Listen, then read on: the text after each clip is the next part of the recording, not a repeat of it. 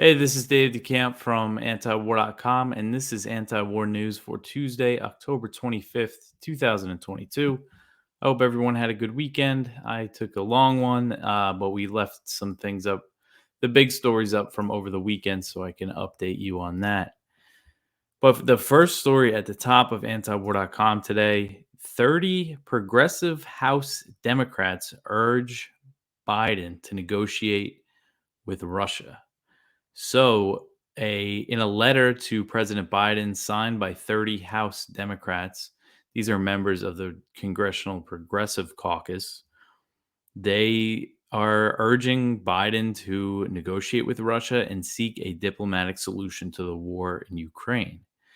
And in this letter, these lawmakers, they said that they have supported Biden's Ukraine policy, which they have. They all voted in favor of that, sending $40 billion to Ukraine and all the other spending on Ukraine, which totals about $67 billion that's been authorized so far. But in this letter, these lawmakers said that the risk of nuclear war and what they call a catastrophic escalation means that the U.S. should be pushing for negotiations. The letter reads, quote, "We urge you to pair the military and economic support the United States has provided to Ukraine with a proactive diplomatic push, redoubling efforts to seek a realistic framework for a ceasefire," end quote. So the letter was led by Representative Pramila Jayapal. She's a Democrat from Washington. She's the chair of that Congressional Progressive Caucus. And in a statement to the Washington Post, she said, quote, "The longer the war in Ukraine goes on, the greater the risk of escalation to widespread devastating effect," end quote. So the Biden administration, as I've covered just a lot, they've shown very little interest in diplomacy with Russia. Really no interest, publicly at least. And this is despite President Biden's recent warning that there is a higher risk of nuclear Armageddon today than at any time since the 1962 Cuban Missile Crisis. If you remember when I covered that, when he first said that, I tried to find a silver lining there, thinking that if he really believes that, then hopefully that means he's pursuing talks with Russia, but that doesn't seem to be the case. And the Washington Post reported earlier this month that U.S. officials have ruled out pushing Ukraine to the negotiating table, even though they don't think Ukraine can win the war outright.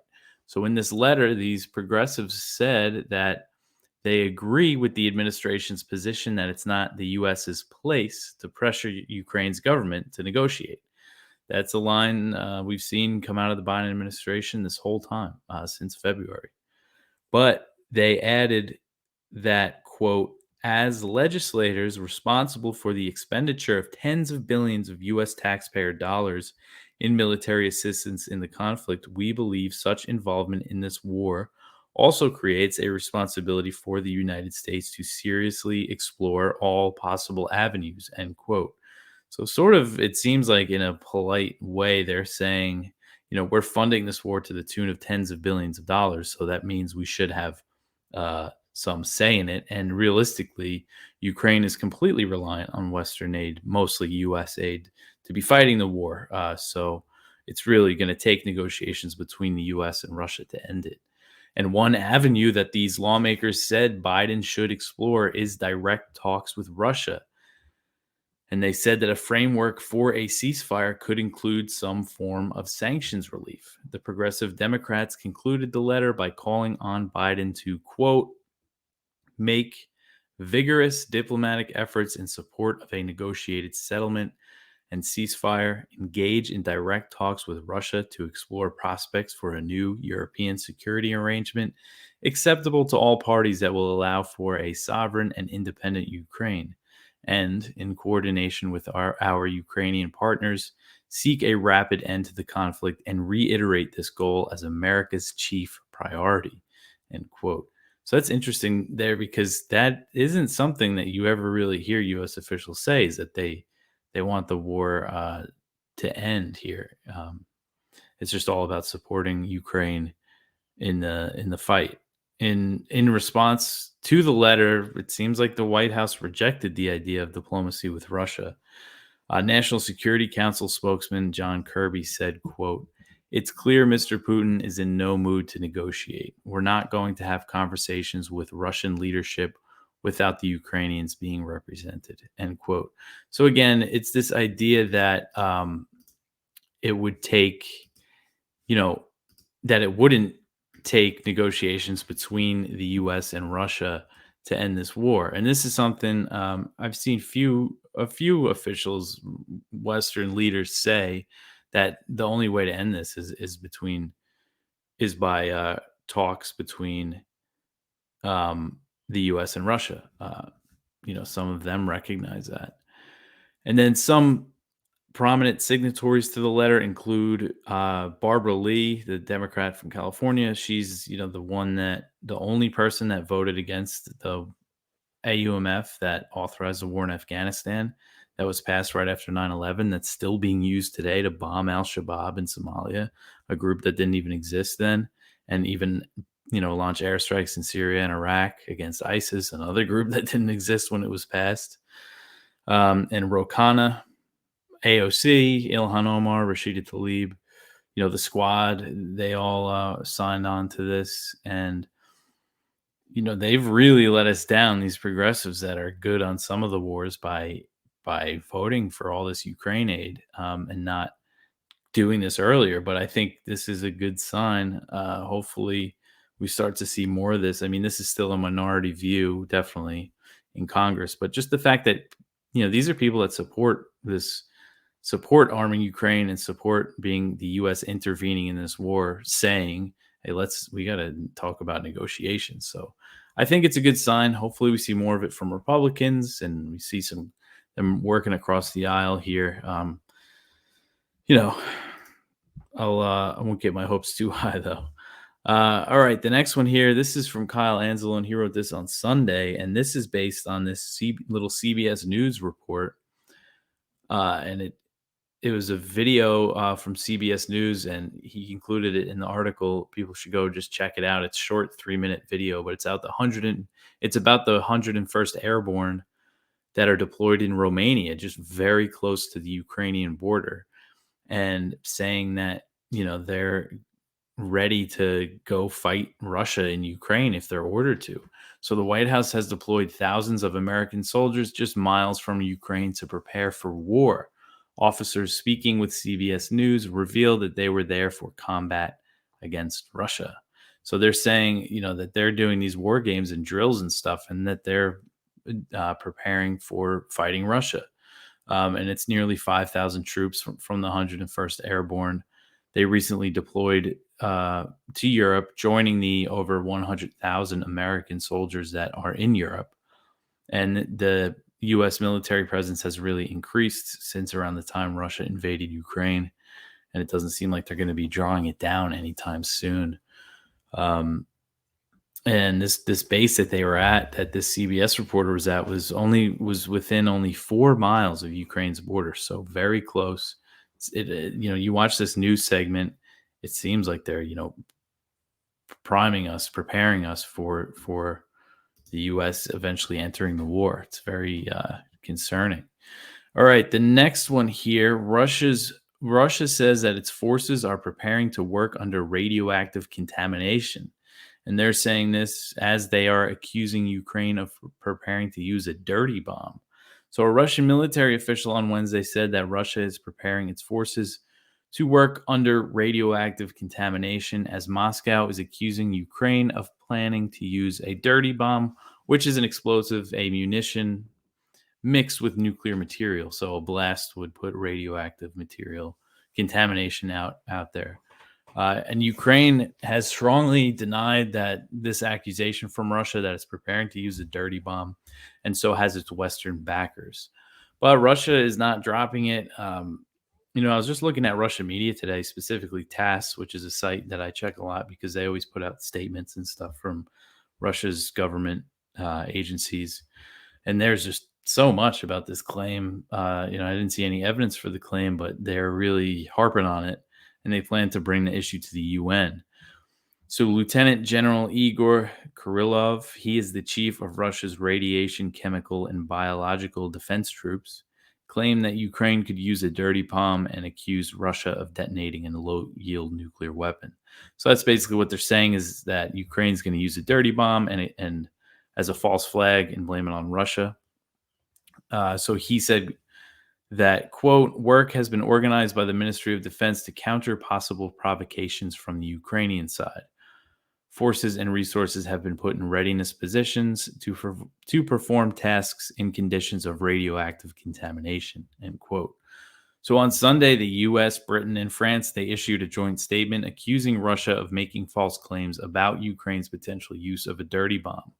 They called the claims transparently false allegations and suggested that it was a pretext for Russia to escalate its war. But that idea, I don't really, I don't know. I don't see why Russia needs a pretext.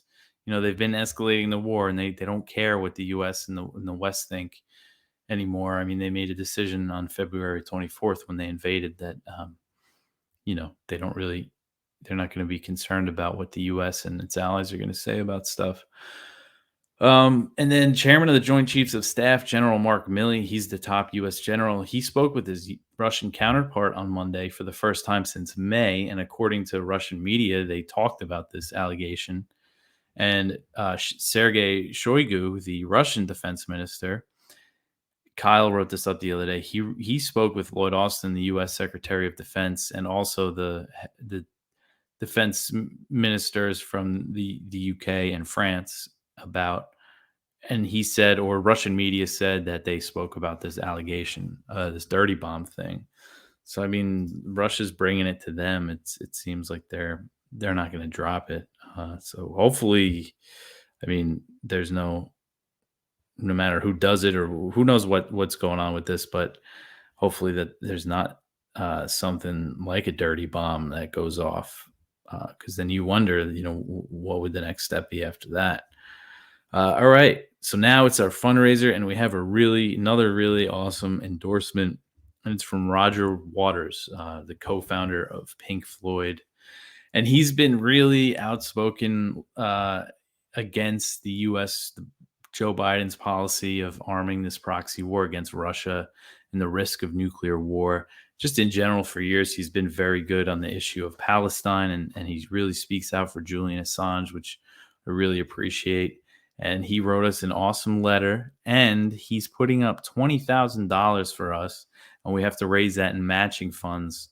So we need you guys to really help us out with this.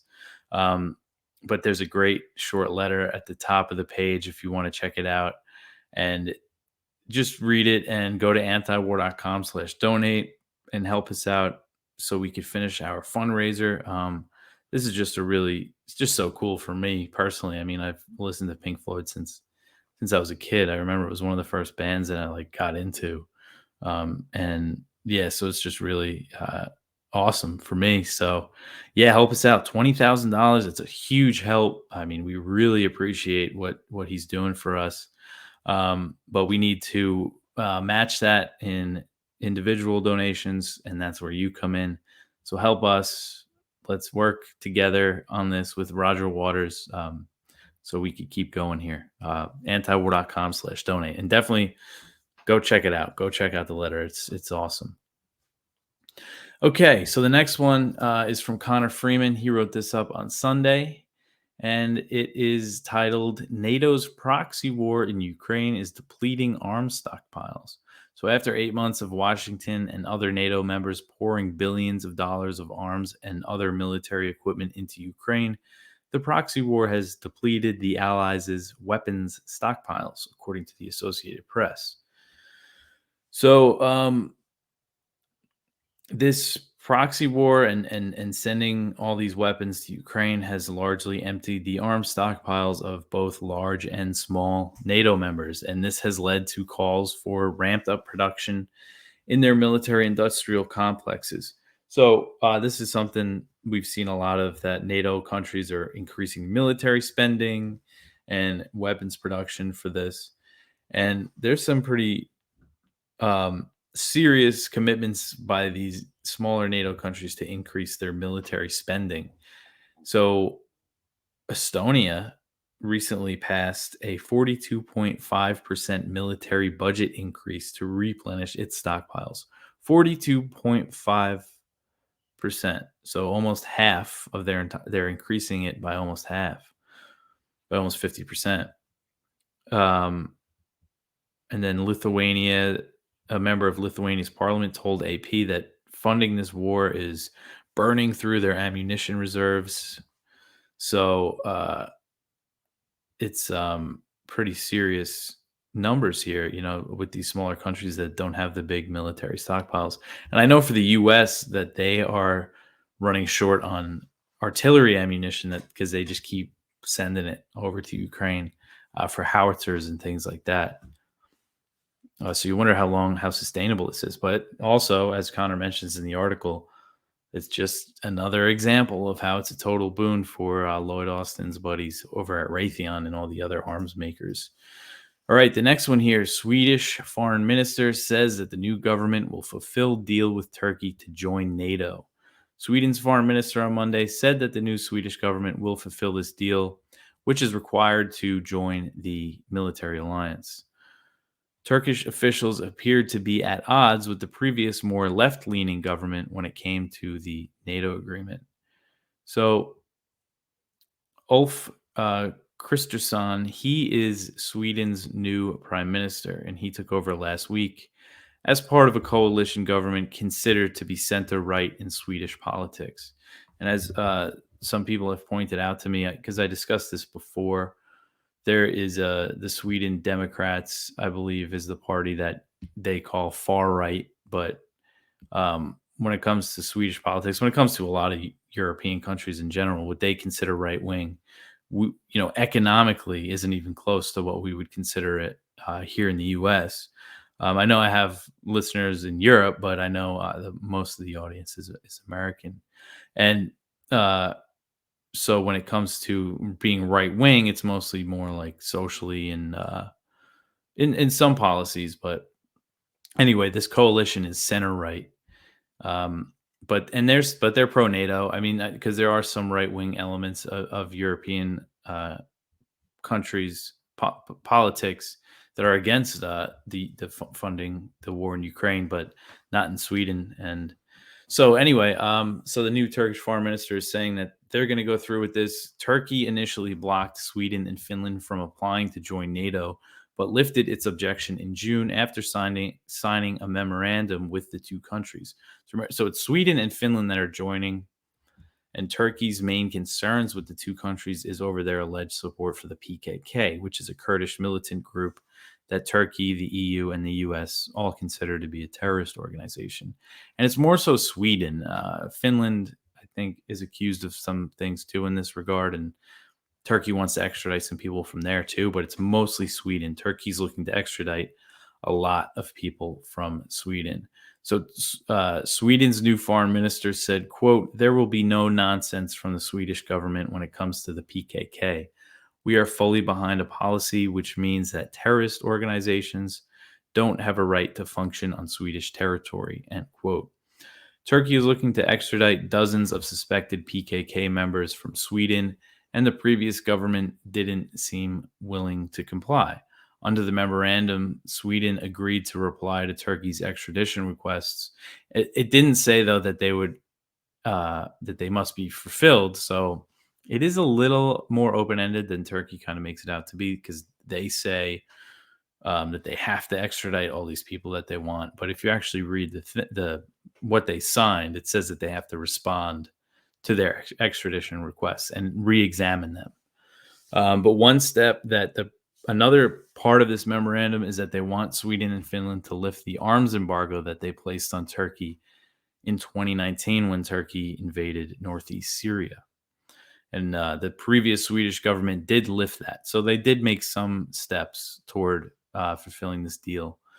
So where things stand right now, Turkey has warned that its parliament would not approve Sweden and Finland's NATO bids if they don't cooperate with the memorandum. 28 out of 30 NATO members' legislatures, including the U.S. Senate, have approved Sweden and Finland joining NATO. Turkey and Hungary are the only alliance members that have yet to approve their joining. From what I understand, Finland said recently that Hungary is said that they're gonna, sign off on it. All right. So Sweden and Finland, it looks like they're probably going to join NATO.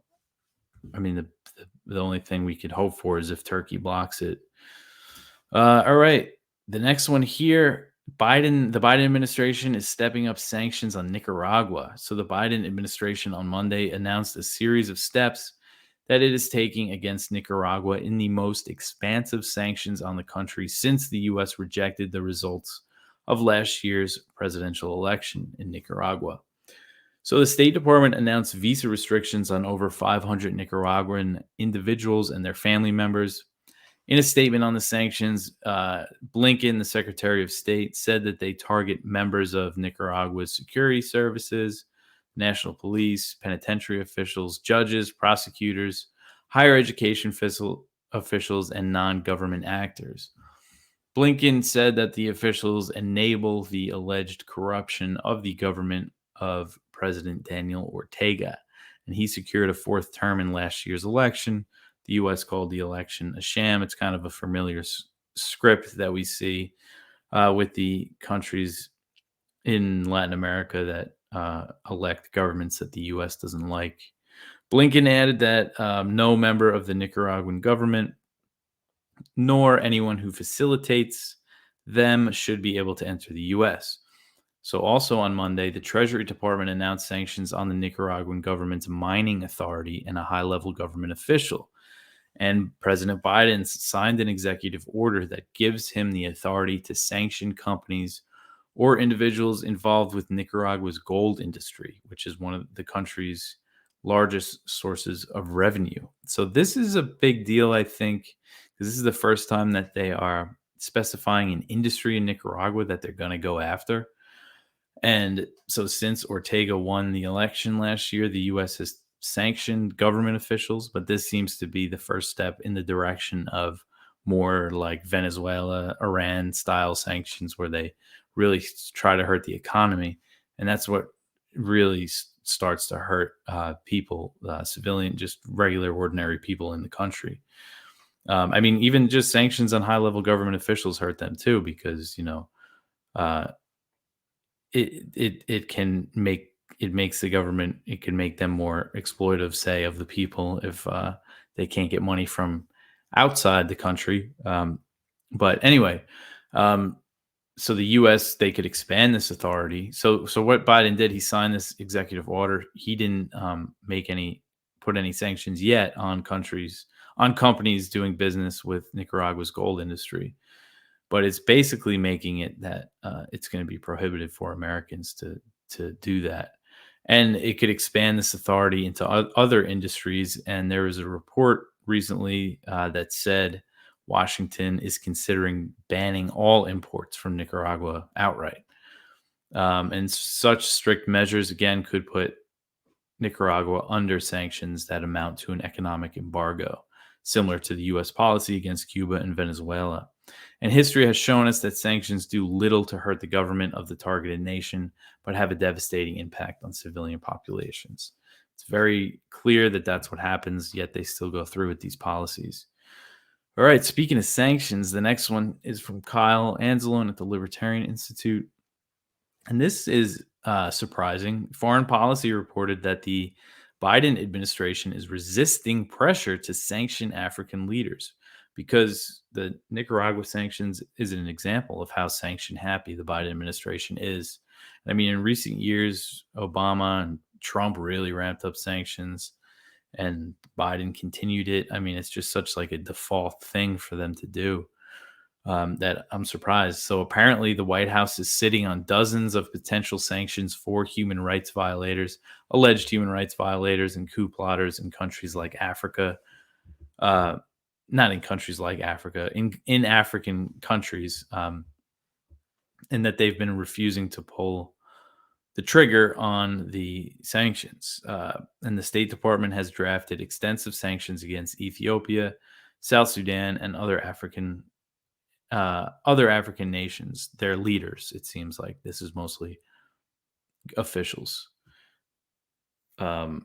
So yeah, it's just surprising because it seems like they're willing to break out the sanctions whenever whenever they can. So the last one here, Israel has bombed Syria again. A Syrian soldier was injured by an Israeli airstrike that targeted Damascus on Monday. The strike was launched in the afternoon in a rare daytime attack, as Israeli strikes are usually carried out at night, although once in a while they are carried out in the middle of the day. Syria's defense ministry said that some missiles were intercepted by air defenses, and they also said it's just one Syrian soldier was reported hurt, injured, and there was some material losses. So Monday's strike was the second Israeli attack on Syria in just a few days. On Friday, Israeli strikes were said to hit the suburbs of Damascus with only material damage reported. And like always, Israel hasn't said anything about these strikes. They rarely acknowledge their operations in Syria, and they haven't commented on these incidents. But the Friday attack was the first reported Israeli strike on Syria in over a month, which is a rare low in the Israeli bombing campaign on the country. Over the past few years, Israel has launched hundreds of strikes on Syria, which they frame as attacks on Iran. But the Israeli operations often target civilian infrastructure and also kill or wound Syrian troops, like this one did. It injured one Syrian soldier. And recently, they've been bombing. Over the past few months, they've been bombing the Damascus and Aleppo airports. And the UN said that Israeli airstrikes on the airport in Damascus in June, that took place in June, halted aid deliveries in the airport for 2 weeks. So it shows you how their bombing campaign really messes things up for the just regular people in Syria. And the country is just really they're trying to rebuild after the brutal war that took place there. And the Israeli airstrikes, the U.S. policy of sanctions, and occupying eastern portion of the country, it's just really making the people in Syria suffer. But that's it for the news for me for today. We have a lot of good viewpoints as always, so you could go check that out. And again, please go check out the letter from Roger Waters and help support us, antiwar.com/donate. But that's it for me for today. I got through it. I was pretty tired today. I had a long weekend, but I appreciate all the well wishes and stuff for our wedding and my son's first birthday. It was a really great weekend. It was a good little break, from all this, but I also, missed it a lot. But anyway, I'll be back with more news for you tomorrow. Thanks for listening.